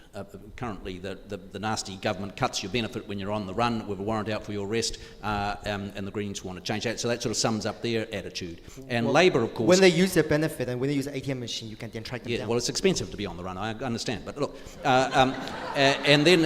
How do you know? Then Labour, of course, 6 years ago, the one critical change they made was the only clearly expressed target in the whole justice sector was to reduce the prison population by 30%, irrespective of what was going on in the community. And of course, we've had a 30% increase in violent crime, 100% increase in retail crime, 500% increase in RAN raid. And they still doggedly focused on reducing the prison population. And that has sent a very powerful message that there are no real consequences for crime, and that is filtered through, and that's why you see this increase. It's why you see people walking out of supermarkets without paying. I've never seen that before in my life until the last couple of years. So, Paul, you're saying you think the drop in prison population in the last few years is a direct link to the increase in crime? Yes, it's one of the key fundamental parts, that there has been this disconnect between there's been a kind of a culture of excuses for crime out there, and everything is not the perpetrator's fault, it's somebody else's fault somewhere. That's contributed. Also, there's a lot of pressure. I'm just curious, because our prison population has come down. Yes. It's now about equal with Australia. It's still 3 times most of Scandinavia, twice most of Western Europe. Well, you can So, make who have very different crime rates to us. So, I'm trying to. Yeah, you can make international. What's the correlation? You can make international comparisons for all sorts of things. What you see in New Zealand was the prison population was. But they like don't that. have the crime rate. You're making a connection with prisons and crime rate, and we don't see that overseas. So how do you explain it? It costs $200,000 per It's person an interesting. per All year. I'm pointing out is just an interesting comparison that the one thing that they want, one of the only goals that they have achieved, that they set out, was to reduce the prison population. They've managed to do that, and at the same time, violent crime and serious retail crime has been going up, and so those two things don't add up very well together. Now, it's also been what are the solutions? The solutions are about changing that and focusing on reducing the number of victims of crime. It's about giving the police the powers they need to deal with gangs. It's about introducing real consequences for crime by restricting the ability of judges to massively reduce sentences. Well, we've got instances of people being convicted. It costs $200,000 per person per year in the prison. So how many people in prison is enough? And how much does it cost to fix somebody who's been grievously assaulted or been murdered? A lot less than $200,000, but I'm asking you, $200,000 less than $200,000 to be murdered. I think you need. I don't think you're quite right on that one. So we've got the consequences of. I mean, gee, you go around all the little retail outfits and stores around New Zealand, talk to people like the people at the top of Parnell Rise who've been ram-raided 3 times, and you ask them how do they feel about it, and they know that the young people who did it, who have done it before, have faced no consequences, and so no society can function if there aren't proper consequences for crime. And that's what we've Consequences got to don't do. matter if people have nothing to lose, though. Well, not everybody is in that nihilistic state. There people do actually respond to consequences, and so a pat on the head and we'll see you again next weekend is the message that they're getting at the moment, and we need to change that to have some real consequences. And then of course you've got to deal with the long-term drivers as well. Where has Tough on Crime actually reduced crime? Pardon? Where has Tough on Crime reduced crime? I'll let my good friend David answer that. Actually, Tim, I heard you make these comparisons with Scandinavia and Australia, and Nina asked the question, name a country where locking people up stops crime. How about That's not what I said. How about you can't just change what I've said. What I've said was, has Tough on Crime policy actually reduced crime anywhere in the world? Yeah. I'll give you a real good example. New Zealand, up until about 5 years ago, when Labor started letting everyone out. I mean, that's where it worked, and the facts are incontrovertible. Many things have happened in the last 5 years, but one of them that is consistent is the Labor Party came in with a target of lowering the prison population. Now, I wish they'd achieved their target with KiwiBuild. I wish they'd achieved their target with light rail. But sadly, the target they chose to actually achieve was letting criminals out of prison on the false premise that if we're kind to criminals, they'll start being kind back. Well, guess what? The experiment has failed, and it is time to bring back consequences for criminals and rights for the people that I visit around this electorate. Like the woman, I went into her dairy, she had her arm in a sling. I said, what happened? She said, I was fighting a robber. Or our kebab man up in Remuera village who was at prayer, rushed out and bravely tackled the guys that were trying to bash in the jewellery store. I could go on with stories all day. There's a period where every time I came back from Parliament, I would go and visit the latest victims in the Epsom electorate week after week after week. Your experiment failed. It is time to increase prison capacity. It's time to change the Sentencing Act. It's time to stop spending hundreds of thousands of dollars a month on cultural reports to try and get people softer sentences. Tim, can I ask and it's time question? to say, yeah, sorry, you want to ask a question? Sorry, you won't come as any surprise. I'm a good friend of Tim's, and we debate stuff all the time. I have a question for you. I wrote it down so that I wouldn't waffle. Approximately 70% of New Zealand's wealth is owned by the top 20% of earners. The bottom 20% of households are in negative equity, and the 39% tax bracket applies only to 2% of earners. Income inequality has proven to be had a direct correlation to negative health outcomes and social stability in a country. As Tim pointed out, in Scandinavia, there is a direct correlation. We're way up the scale and they're way down the scale. My question to you is, what are your policies that will address income inequality that will help reduce the need for people to feel to go out and burgle. Is that a question for me? That's a question for all of you. You What can start. are your health? Because What I'm are very your happy tax if you policies? You go first. Yeah, well, first of all, I don't accept something you've just said, that if someone is poorly off, that somehow justifies committing crimes. That is the premise. That's the underlying premise. That's and not you what she actually said. said it. It actually is what you That's said not people what have she the said. need. That is not And what she said. and what's more, so much of the crime that is happening at the moment is not economically motivated. You don't What about bash the up... $1 to $7 billion Hey, of tax evasion I'll per tell you, year? I'll make a deal. I won't interrupt you if you don't interrupt me. And so much of the crime that's happening is frankly recreational, made for TikTok. But I also agree that this government and the next one are going to need to do better on income inequality. And if you care about that, then you need to ask why there is income inequality. And it's pretty simple.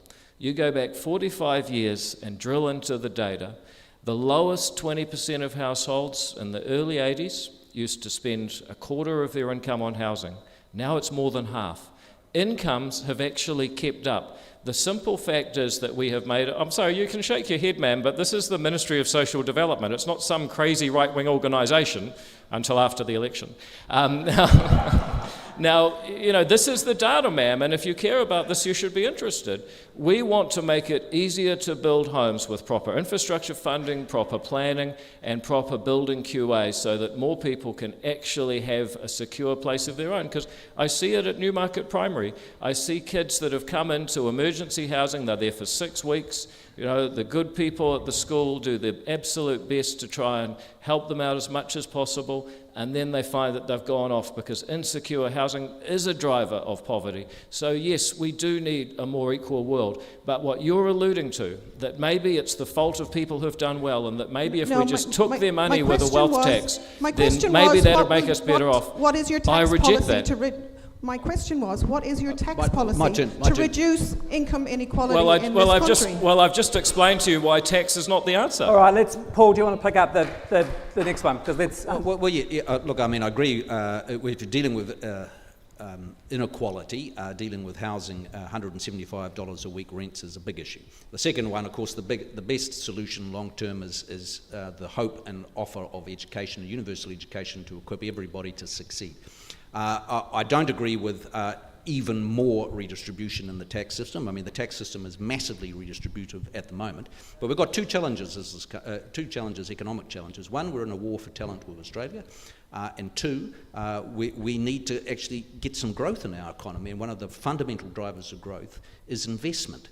So if the proposition is to tax the highest income and more mobile people even more, well, that's not going to help with the war on talent because people just go elsewhere. And secondly, if you want to tax investment even more with a wealth tax or capital gains tax, that's not going to help our fundamental need for investment in this country. So we've actually got to grow the pie for everybody, and that's the best thing. But if you want to really deal with inequality long term, it's about making sure the kids go to school and get a world-class education and focus on those cost pressures around housing.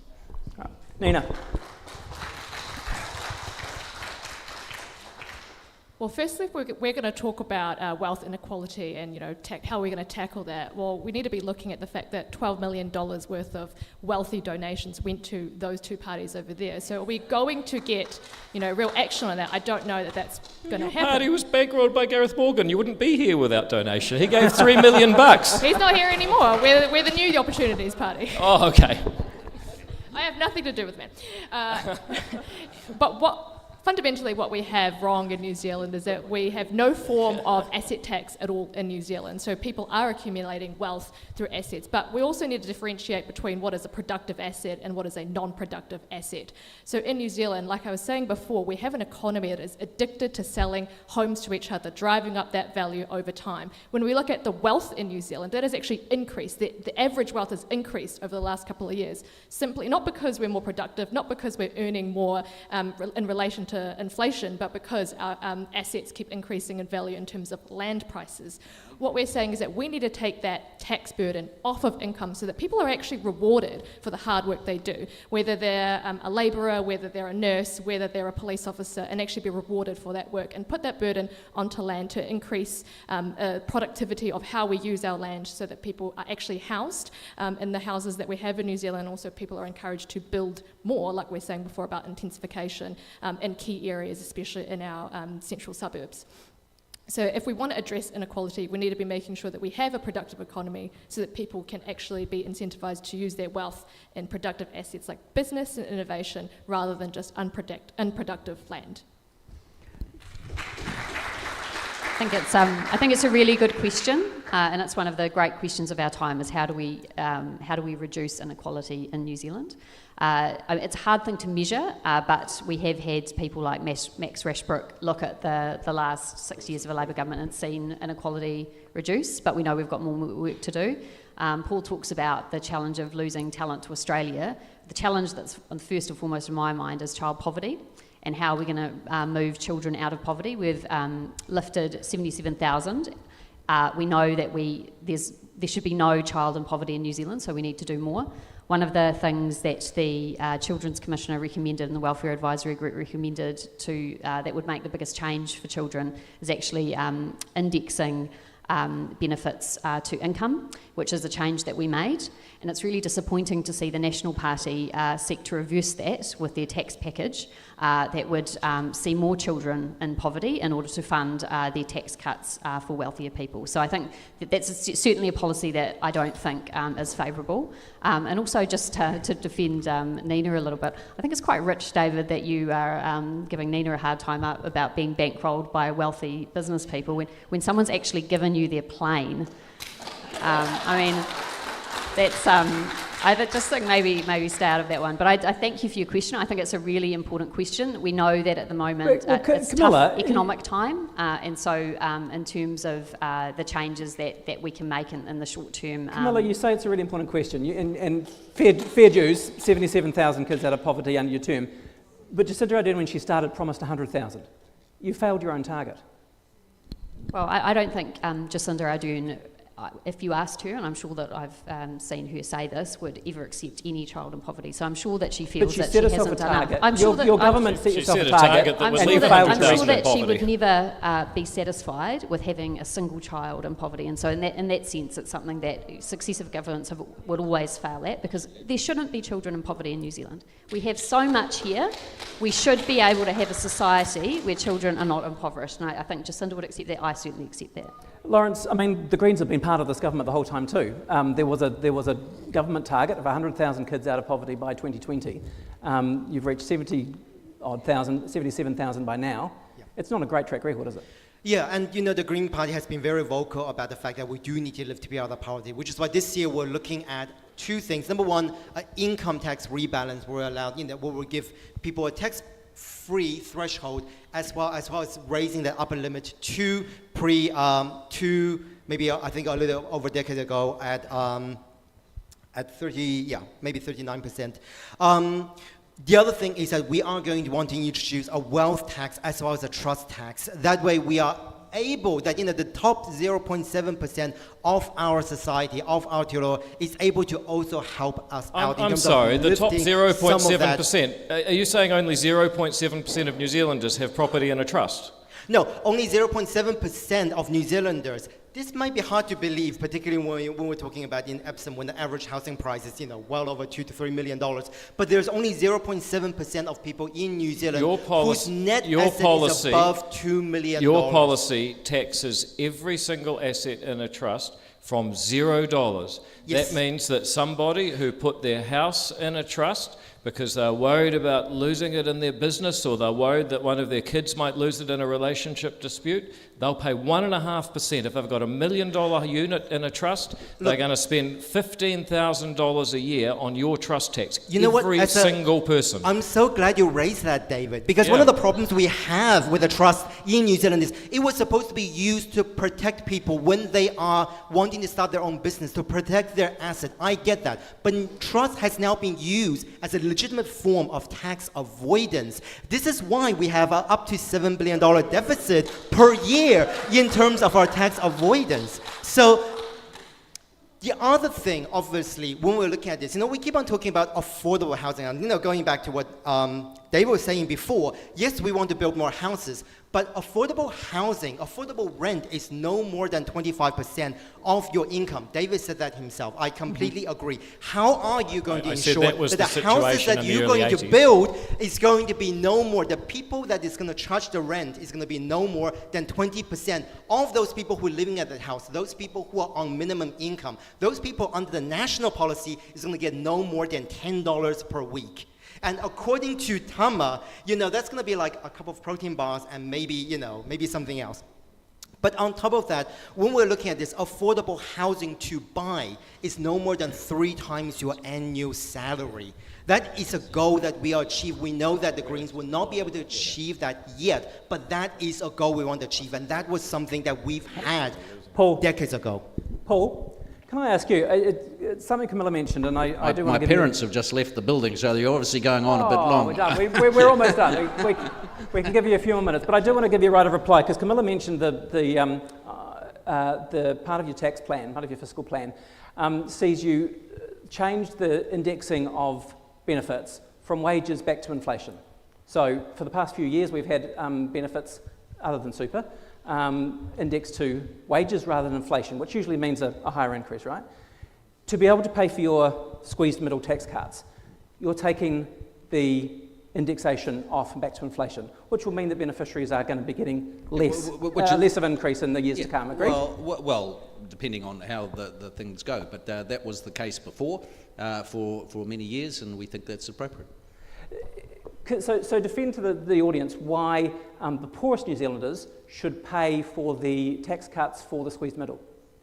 Well, it's a much more complicated discussion than that. I mean, ultimately, the funding of the... No, it's a significant part of your bill. It's not all of it, obviously. But the funding for the tax is primarily the foreign buyers tax, it's the gambling tax, it's reductions across No, but I'm asking about this part sector. of it. Why, but you take one part and you put it to another part. And so the only point we're making is obviously we think the best thing for any welfare policy is to have a focus on getting people back to work and to encourage people to get back and work. So the best way to do that is to have an incentive to getting back to work and higher wages going up. Why does changing the indexing help that? Because we're restoring it to what it was, and the previous national government has been for a long time. And why is that a good thing? Because that sets the benefit for working and being individually responsible is greater over time, and so that's what we want to achieve. Because benefits are lower? Because people have more incentive to work, and so we think the best thing that people can achieve is being available to work. So increases child poverty. I'm going to pick up on this, because I think is it part of your budget as well? It's actually not, but the benefit's not lower. It is being indexed to inflation. So the purchasing power remains the same. It's a lower increase. And you said, it's a lower increase. You said the poorest people are paying for tax cuts. Well, in order to pay for it, you have to have money in the first place. You're receiving less money. That's the next point. And the final point I'd make is I don't know how many people I've talked to over the last 3 years who say, we have people who don't want to work. They give up working because, frankly, in Auckland, if you get the accommodation supplement, if you've got a couple of kids, you're on the benefit, then actually the difference between that and working 40 hours at minimum wage is around about $100 a week, and people aren't going to work 40 hours for $100. That is the fundamental issue, and actually it is why we have supposedly record low unemployment, but 350,000 working age adults on a benefit right now. But my question is, Children's Commissioner after Children's Commissioner after Children's Commissioner, literally the last 3, have said the best way to get children out of poverty is to index benefits to wages. That's been done, and now you're reversing that. And I think there's genuine concern about child poverty at the end of this. And fundamentally, we disagree. We believe the best way to get out of poverty is for job. Families to be able to look after themselves and be in employment. And the best thing for people is to be in employment and to have the incentive to do that. But the problem with the benefits... Excuse me, I think there was a massive... All right, Nina, off you go. The problem with the job seeker benefits is abatement. So after you earn a very small amount of money, what is like $160, your benefits start getting cut and you end up in this poverty trap where the more you work, the less you get. And then secondly, when you get pressure to get jobs from the job seeker benefit, they pressure you into crap jobs, they're minimum wage, there's no like room to actually progress in these careers, and so people end up in this poverty trap because they can't, develop further skills, further training to get other jobs and things like that. So if you want to fix social welfare and get people into jobs, you need to be thinking about either raising the abatement significantly and getting people better quality jobs, or need to be thinking about universal basic income, which is something that has been supported by previous ACT MP Don Brash, as well as previous National MP Alistair Scott as well. So universal basic income is something that the people on the right and the people on the left, we can all agree that a universal basic income is inevitable. When we look at AI, the amount of jobs that are going to be disappearing in the next 5, 10, 15 years, AI is coming for us and we need to be prepared. Yeah. But I mean, Nina, your mate Gareth Morgan said we needed UBI because the robots would take our jobs. Here we are 5 years on with a labour shortage. I mean, when is this promised land going to arrive? All right, I think we've got time for one last question. Hello. Sharon, Tomato, here we go. Hi. One last question. Yes, and it's about drugs. Okay, practically everything you've spoken about in one way, shape or form actually has their meth in particular has a massive negative impact in every area: child poverty, crime, housing, you name it. What are your policies to actually deal with the meth issue that has raised significantly through COVID and is causing disastrous effects in every level of our society? Let's keep it brief and go from right to left. Cool. Thank you for that question. First of all, depends on different classes of drugs. For cannabis and for marijuana, the Green Party has always been really staunch in terms of both decriminalization and also legalization of marijuana, because of the fact that people are disproportionately targeted and affected and been put in prison for something like that. To be fair, the question was about meth, I think. In terms of other drugs, we want to see, again, progression towards this decriminalization, because those people who get caught by that, who go to prison, again, disproportionate number and overrepresentation of Māori and Pacifica in those kind of situations, they are not getting the rehabilitation support and also not getting the mental health support. That's where our funding should really be focusing on. And lastly, get rid of vape. Camilla. Probably quickly two things. The first thing would be in terms of the criminal aspect that you've raised. We have a long-standing policy of maintaining that Class A drugs are illegal, and the police are resourced properly. So we've had 1,800 police officers. We've committed to another 300, and we've committed to maintain that level of policing and not closing police stations, and also opening community hubs around Auckland to make sure that there is a police presence and the communities feel safer. In terms of the health aspect of drug use, committing more towards rehabilitation and making sure that addiction services are well funded. Nina. So addiction is an incredibly complex issue. It is not only a health issue, but a sociological issue as well. What we would like to see is, so our law and order policy is written by our justice spokesperson, who was a Crown prosecutor, Shai Navort, and some really successful stuff happening in New Zealand is the drug and alcohol courts. I believe it's only in Auckland, or is it Wellington? I think it's only a few places, and we'd like to see that expanded throughout New Zealand, because that's got some really good outcomes in terms of reducing overall harm as well. A lot of the harm from addiction, especially in methamphetamine and other drugs as well, is through the prohibition in terms of the criminalisation of drug users. And the reason why is because people who use those drugs use it for a bunch of different reasons, but when they are so stigmatised, they don't feel like they can actually ask for help. So we want to be able to give them rehabilitation and give them other options, but at the moment people using methamphetamine, one, a lot of them become unwell, and two, they don't feel like they can actually ask for help and are stuck in this cycle of just using meth and accessing it through criminal rings and things like that. All right, I did ask to keep it brief. So, Paul. I'll try and be brief. Look, we're not in favour of legalising meth, but new policy. No, I'm sorry, we're not. But look, I think the critical things are enforcing the law effectively, and also continuing on. The National Party brought in those drug and alcohol courts. We also brought in, some really good programs up in Whangarei, for example, trying to deal with the addictions. We're disappointed that they really haven't been expanded as much as they'd like, and certainly if we got a chance, we would be putting more resources into that space. It's not easy, but it's hard graft and work, but it's got to be part of the solution. We also, for example, in our justice policy, it's about making sure that half the prisoners in New Zealand currently are still awaiting trial and they don't get access to the drug and alcohol rehabilitation things, and so we want to make them available to all prisoners as well. So that's got to be a big part of the mix. I just add to what Paul said. We actually need more innovation in the social services. Our view is that the mental health and addiction spend is being used poorly. We would put that money in a specialised purchasing agency, Mental Health and Addictions New Zealand, whose job it is to select the best providers for mental health and addiction services, pay the ones that work more, pay the ones that don't less. It's extraordinary that no one actually has that job right now, so we spend billions of dollars on mental health and addictions and yet nobody's happy. I also think that the gangs are continuing to sell it because it's profitable. I look at how much money they make. It's estimated to be $500 million a year, probably more. The police confiscate 50 million worth. If you do the math, that's a 10% tax rate because they sure as hell aren't paying PAYE. They also aren't going through AML FATCA, by the way.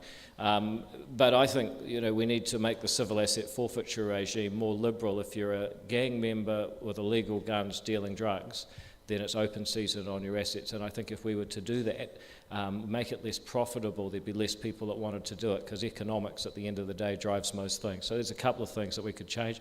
We can also just say, seeing as banning pseudoephedrine cold meds hasn't stopped P, can we please have those back now? I think that we should get some decent meds back, seeing as the price of P's come down since they were banned. All right, we have a very last one because he's been doing the sound all night, so he deserves to go. So last question from our sound man. So the impacts of climate change are extremely concerning to me, and I've been, quite frankly, worried about the lack of discussion of that in this election. As part of my efforts to mitigate that, I rode my bike to this to this debate. My question for the candidates is very short. Do you believe that we need to be making more sustainable travel choices, and how did you get to this debate? Okay. Absolutely. I think I'm the only candidate on this stage with an e-bike, and I can't wait for summer. As I said, I can't wait for summer. And can I just say it was a very efficient plane. So you didn't ride your e-bike. He's asking how you got here tonight. Yeah, but many other debates I said I can't wait for summer. I came here in my electric vehicle, 100% electric. With 4 wheels, though, that's pretty wasteful. Nina. I think we absolutely do need more sustainable choices. Unfortunately, there was no public transport that would have taken me here, so we did come in the car, and it was also a bit rainy, and I can't really cycle in this. But I do have 2 bikes, and I do like cycling around town. I came in my hybrid car, but I think that the important point is that we need to invest in public transport options that make the choice easy for people. I don't think we can rely on individual choice. We need to make it the easier option to catch public transport rather than driving, and I think that should be the goal for Auckland long term. Thank you so much for that question. Yes, absolutely, we do need better public transports. We need to have service light rail. We need to have accessible, frequent, and prompt public transport buses. We do need to have more cycling lanes. And one of the things I've seen now that they are having in both China, but also in Ubud in Bali, they're just introducing. How did you come here? Was the question? You can use an app. No, it was also about the policy. I am answering the question here because I'm a teacher. So.